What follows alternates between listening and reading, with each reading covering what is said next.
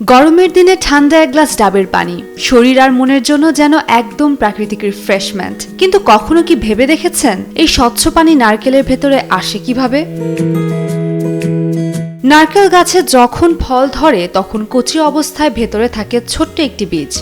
এই বীজকে বড় করে তোলার জন্য গাছ নিজের শিকড় দিয়ে মাটি থেকে পানি ও খনিজ উপাদান সংগ্রহ করে। এরপর সেই পানি কাণ্ডের ভেতর দিয়ে উপরে উঠে কচি ফলের ভেতরে পৌঁছে যায়। ফলের ভেতরে পানি সরাসরি জমে থাকে না, বরং কোষের ভেতর এক ধরনের প্রাকৃতিক প্রক্রিয়ার মাধ্যমে ধীরে ধীরে জমা হয়, যাকে বলা হয় অভিস্রবণ। সব মশার বিরুদ্ধে সুরক্ষা দিতে এলো বসুন্ধরা এক্সট্রিম অ্যারোসল, মশার বিরুদ্ধে এক্সট্রিম সুরক্ষা। এই কারণে নারকেলের ভেতরে স্বচ্ছ ও মিষ্টি স্বাদের মতো পানি তৈরি হয়, যেটাকে আমরা ডাবের পানি বলি। ডাব ছোট অবস্থায় থাকলে ভেতরে পানির পরিমাণ বেশি থাকে এবং নরম সাদা অংশ খুব কম থাকে। কিন্তু সময়ের সাথে সাথে যখন ফল পরিপক্ক হতে থাকে তখন এই পানির একটা অংশ ধীরে ধীরে শক্ত সাদা শাঁসে পরিণত হতে শুরু করে।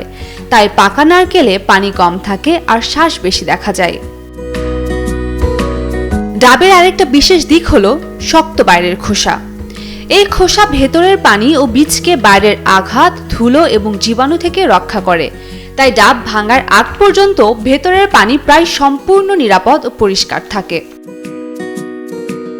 এভাবে প্রকৃতি নারকেলের ভেতরে তৈরি করেছে এক ছোট্ট জীবন্ত জল ভাণ্ডার, যা শুধু গাছের জন্য নয়, মানুষের জন্য এক অসাধারণ উপহার। উম্মে রুম্মান ক্রান্তি, ডেইলি সান।